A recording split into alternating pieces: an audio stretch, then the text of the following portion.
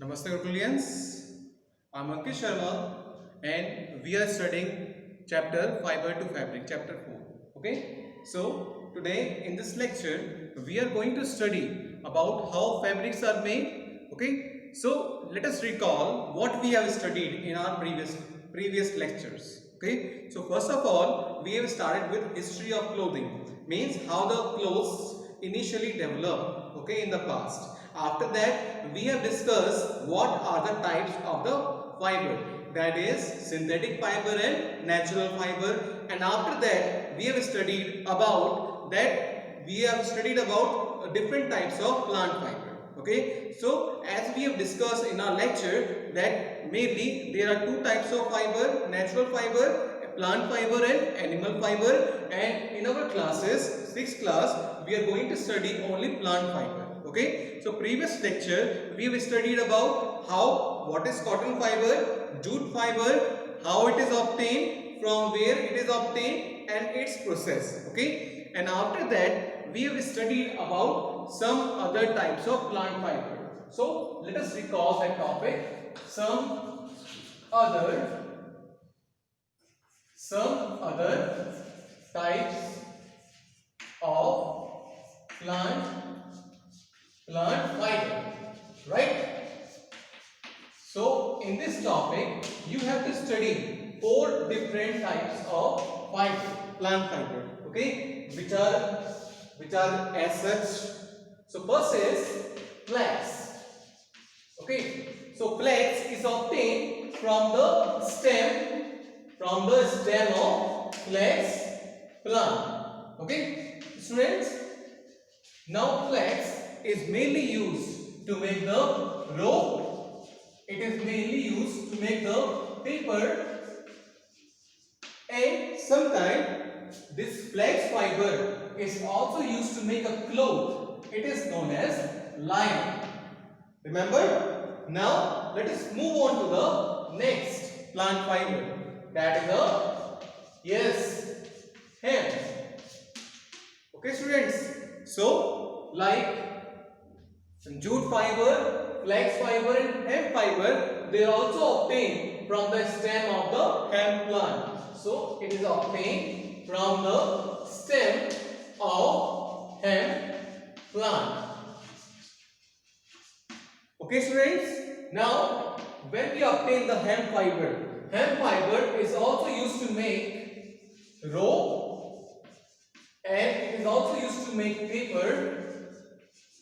It is also used to make net, like badminton court net is there. Okay, so these are the following things can be made by the help of hemp fiber, right? Now the third type of plant fiber, you can say coir. I have taught you all this thing. I'm just reminding you what we have studied. So about coir fiber, it is obtained from the coconut. Okay, it is obtained from the outer covering of the coconut. So what we can say, it is obtained from the outer covering of coconut.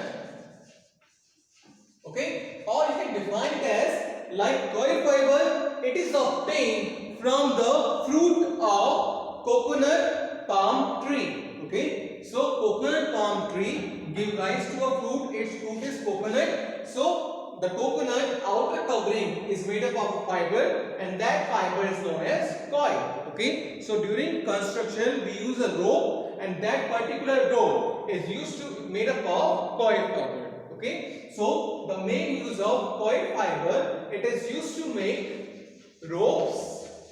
Okay, it is used to make doormat. Okay, and it is also used as a filling. It is also used as a filling in mattresses. Right, students? Now last topic in this category is silk cotton. Silk cotton, which is now mainly used.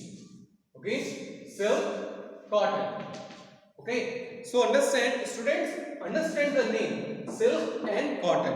Okay, it is known as silk cotton because of its resemblance with silk. Okay, it resembles with silk, silky texture. It is shiny. That's why we call it as silk. And why we call it as cotton? Because it is obtained by the same processes as we obtain the cotton. So if you remember how we obtain the coconut fiber or cotton fiber, sorry, how we obtain the cotton fiber is obtained from the fruit that is called as ball of the cotton plant. When it mature, it split up, okay, it split up, exposes the fiber, okay. Similarly, this silk cotton we also obtained by the same process, okay. So what you will write? It is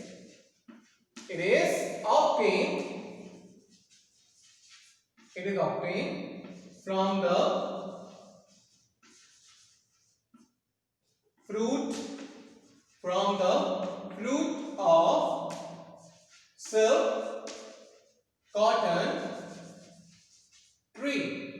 Okay, so it is obtained from the fruit of silk cotton tree, or it is also known as kapuk tree. Okay, so remember the students, remember this name, kapuk tree. Which fiber we obtain from the kapuk tree? Silk cotton. Silk cotton is obtained from which tree? Either silk cotton tree. If it's not there, then kapuk tree is the answer of it. Okay, so silk cotton. Now, how it is obtained? So, what happened? It is obtained from the fruit of silk cotton tree. Now, what happened? As the fruit become mature, it split up. So, what will happen? It will expose the fiber, silk cotton fiber, and then what happened? Due to sun heat, the fiber becomes dry, and after that, these fibers are collected and then used to make the yarn. Okay.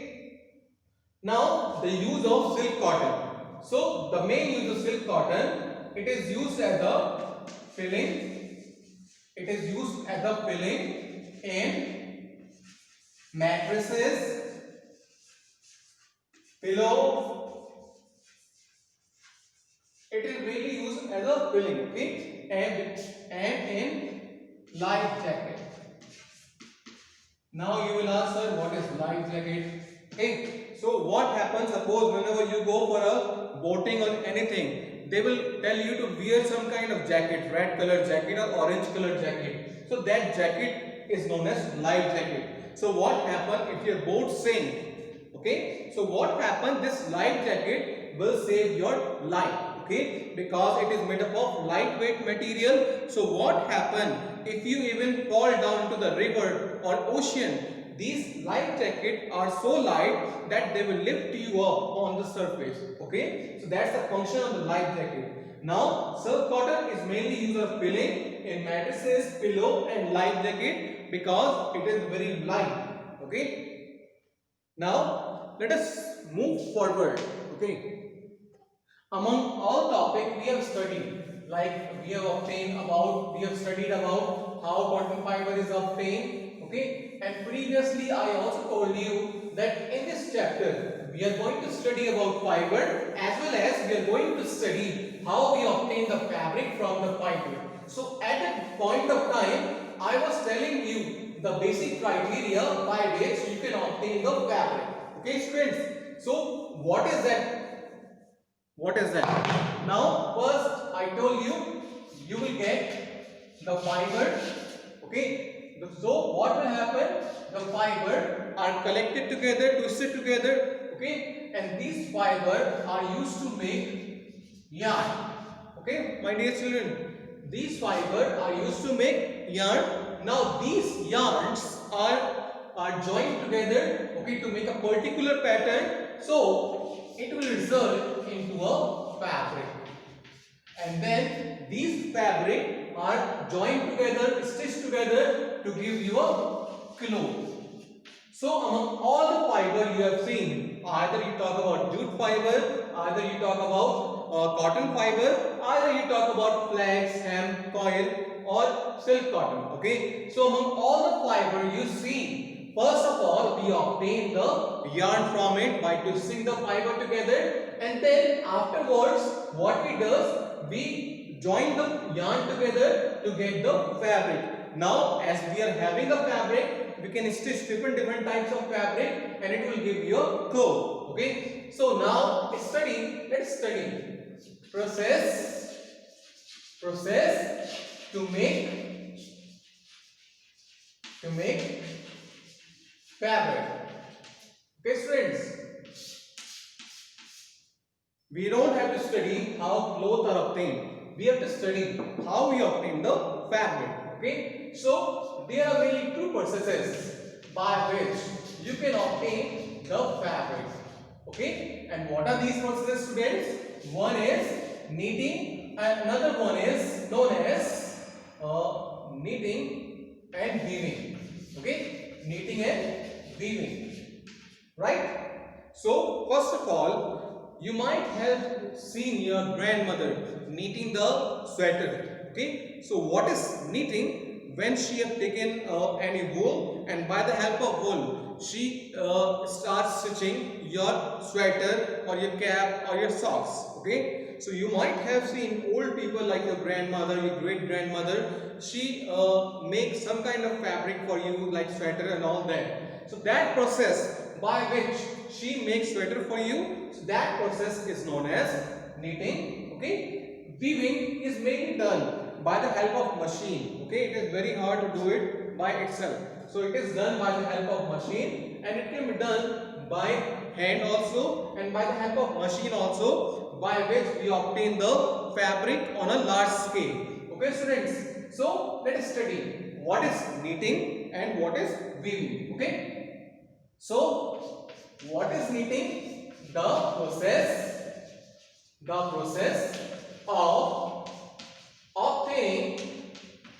process of obtaining fabric by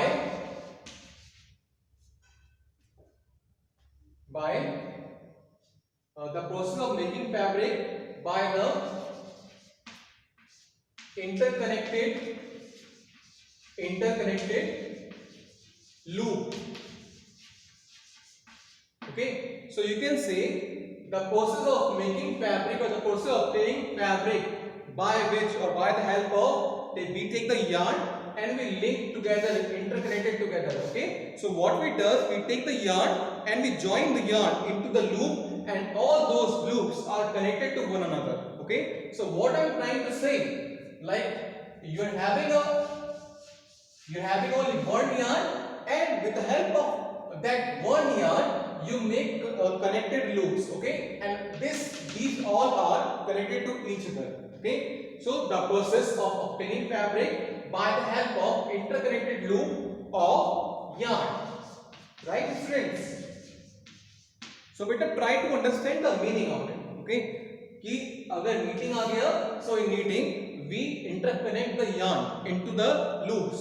Loops are basically the curve. Okay, the closed.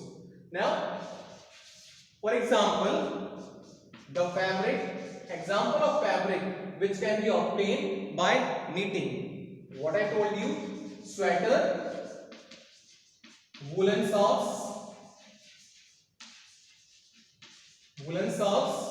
and woolen cap. Okay, so these are the example of the fabric which we obtain by the knitting. Now come on to the part of the weaving. Okay, so in weaving you can say the process of making fabric,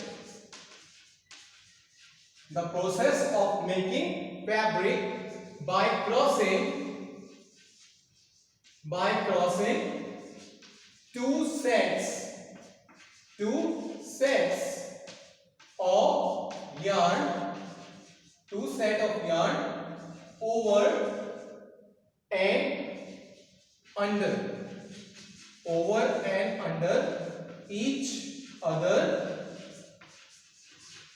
is called weaving. Okay, so understand it.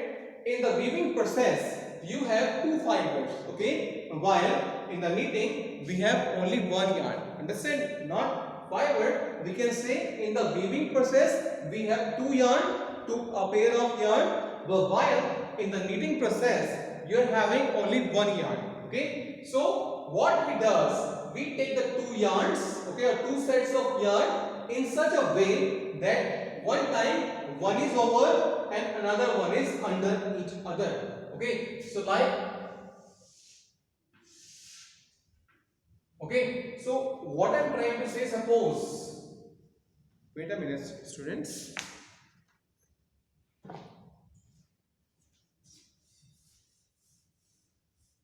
Okay, suppose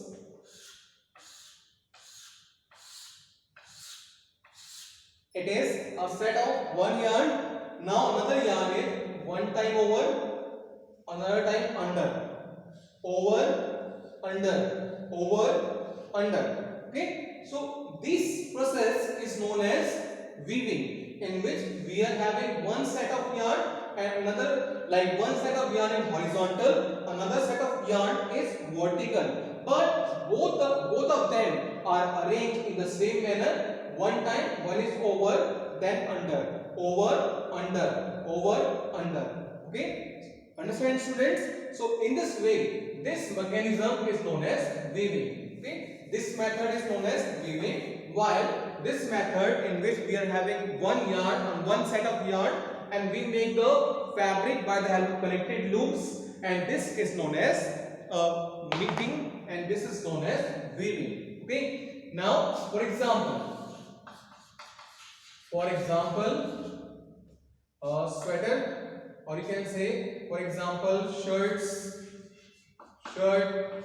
trouser, or any other thing. Okay, these are the basic example which of the fabric which can be obtained by the weaving. Okay, now let us study about how the knitting is done. Okay, so knitting is done by the pair of needles. Okay, so you might have seen a grandmother how she make a sweater. So she have two needles, long needles, and by the help of that she make the sweater for you. Okay, so knitting is basically done by the pair of needles. Okay, and mainly it is done by using the hand, but on a large scale knitting can also be done by the help of a machine. Okay, so knitting can be done by the help of hand also, and knitting can be done by the help of machine also. So when we are doing the knitting process by hand, it is done by the needles called knitting needles. Okay, while weaving is done by a machine, it is done by a machine called looms. Okay, it is done by a machine called looms. Weaving is always done by the machine, and those machines are called looms. So if anyone asks you, beta, what is the definition of loom? So what you will say, those machines which are used to make the fabric by using the weaving method or weaving process is known as looms. So looms are the machine which are used to make the fabric by the process of weaving. Okay, now looms are of two types. Okay, so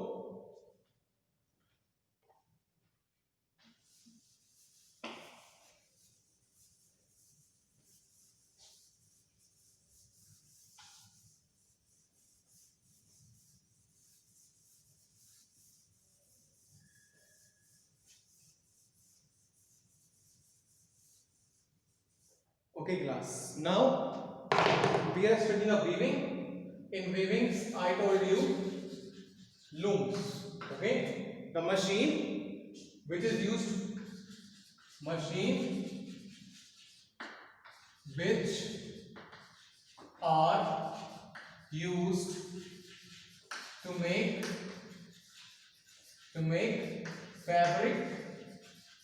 which are used to make fabric, by the process of weaving.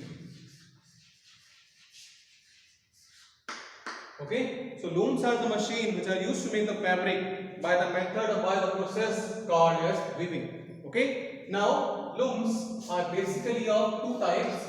One is known as hand loom. You might have heard this term lot of time, hand loom, and another one is power loom.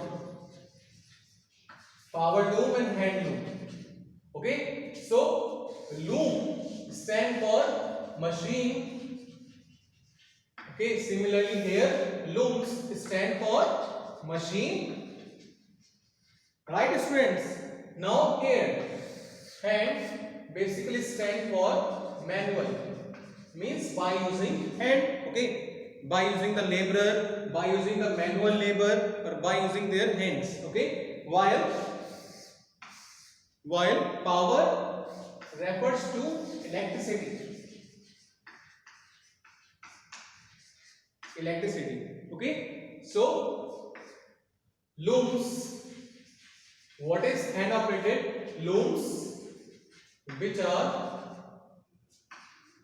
operated by hand are called hand looms. Okay, those machines which are used for the weaving process, if it is done, if all the weaving method is done by the hand, it is known as hand loom. While power loom is that process, a power loom is that machine which runs by electricity. Okay, machine which runs on electricity.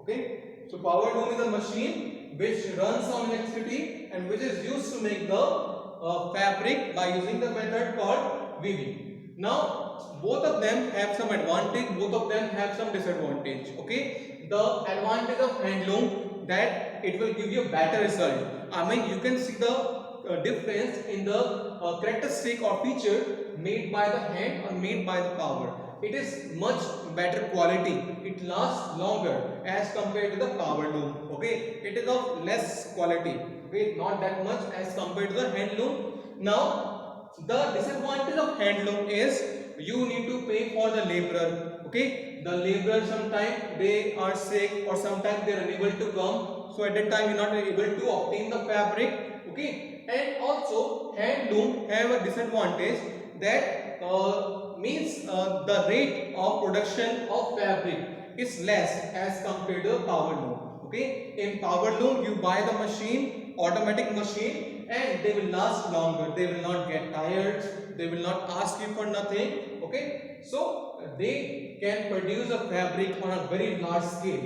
okay, as compared to the hand. So it is the advantage, disadvantage and difference between hand loom and power loom.